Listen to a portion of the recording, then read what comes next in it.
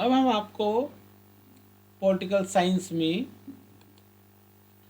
Parliament के बारे में बताएंगे।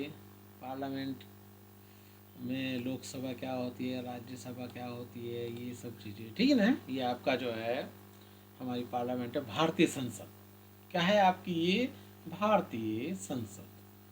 देखो, भारतीय संसद में हमारी लोकसभा, राज्यसभा और राष्ट्रपति, ये तीन होते हैं। इसका मतलब हम कह सकते हैं कि पार्लियामेंट हमारी भारतीय संसद यानी कि संसद लोकसभा, राज्यसभा और राष्ट्रपति इन तीनों से मिलकर बनती है। हमने लिखा भी है भारतीय संसद, हमारी संसद लोकसभा, राज्यसभा व राष्ट्रपति से मिलकर बनती है। अब हम पढ़ते हैं किसके बारे में, लोकसभा के बारे में। अच्छा, लोकसभा में क्या होता है कि जो सीटें होती है, सदस्यों की संख्या होती है, वे कितनी होती है। देखो, उसमें कुछ तो आपका जो राष्ट्रपति मनोनीत करता है, अब कितनी मनोनीत करता है, और कुछ निर्वाचित होती है, यानी कि जो चुनाव लड़के आते हैं, जिनको सांसद कहते हैं हम, ठीक है ना। और सबसे बड़ी बात देखो, लोकसभा के चुनाव से जो है प्रधानमंत्री का चयन होता है, और फिर प्रधानमंत्री की सलाह पर अन्य केंद्रीय मंत्रिमंडल का जो है चयन किया जाता है। मतलब जो हमारे देश में सरकार फिर चलती है वो लोकसभा के चुनाव से चलती है, ठीक है। तो निर्वाचित सदस्यों की संख्या लोकसभा में कितनी है आपकी, 543। और राष्ट्रपति कितनी करता है, राष्ट्रपति द्वारा जो मनोनीत सदस्यों की संख्या कितनी होती है, 2।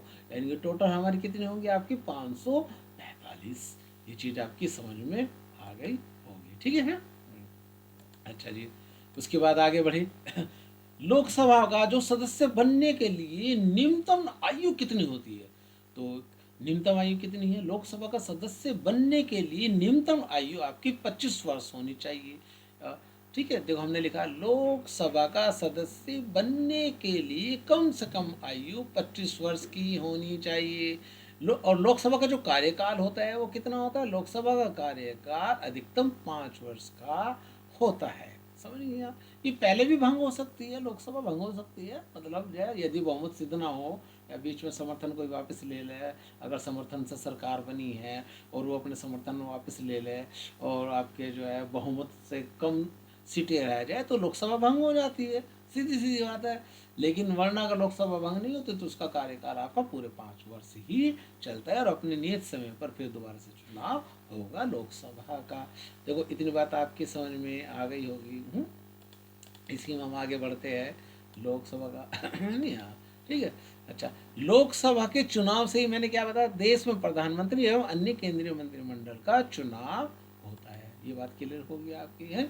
अच्छा, लोकसभा लोकसभा में राष्ट्रपति द्वारा 2 सदस्य भारत सरकार की सलाह से मनोनीत किए जाते हैं। मतलब करता तो राष्ट्रपति है लेकिन भारत सरकार की सलाह पर करता है।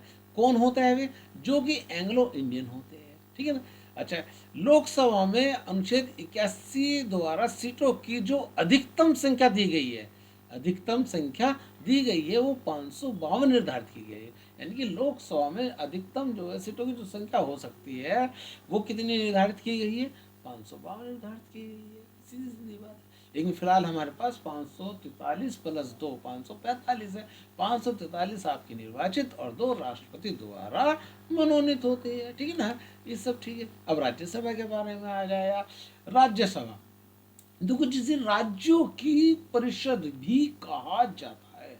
क्या कहा जाता है, जिसके राज्यों की परिषद भी कहा जाता है, राज्यसभा है। वैसे राज्यसभा में आपसे बता दूं उच्च सदन है और लोकसभा आपका निचला सदन है, ठीक है ना। तो इसलिए अच्छा, लेकिन फिर भी क्योंकि लोकसभा के पास राइट्स जो है ज़्यादा है, सरकार भी लोकसभा से बनती है, लेकिन कुछ कार्य कुछ क्षेत्र आपका राज्यसभा के पास है, आपका कुछ विषय आपके लोकसभा के पास है आपका। अच्छा, तो हमने इसमें बता दिया राज्यसभा जिसे राज्यों की परिषद कहा जाता है। राज्यसभा में सीटों की अधिकतम संख्या कितनी होती है, 250 होती है। कितनी होती है, 250 होती है। अच्छा, जिसमें 238 तो निर्वाचित होती है यानी कि चुनाव लड़के जाते हैं और 12 जो है राष्ट्रपति द्वारा मनोनीत किए जाते हैं, ठीक है। अच्छा, राज्यसभा का कार्यकाल 6 वर्ष का होता है, देखो ये मालूम होना चाहिए आपका। और सदस्य बनने की न्यूनतम आयु, राज्यसभा का सदस्य बनने की न्यूनतम आयु कितनी होती है, 30 वर्ष होती है। देखो वहाँ लोकसभा में जो है न्यूनतम आयु जो है 25 वर्ष से इसका मतलब जो है हमारा प्रधानमंत्री जो है 25 वर्ष की आयु का बन सकता है, सबसे बड़ी बात, ठीक है ना। लेकिन यार राज्यसभा का सदस्य बनने के लिए जो न्यूनतम आयु रखी गई है वो आपकी 30 वर्ष रखी गई है। और इसमें और विस्तार से जो है हम आगे बताएंगे। ये आपकी समझ में आ गया होगा। Very very thanks.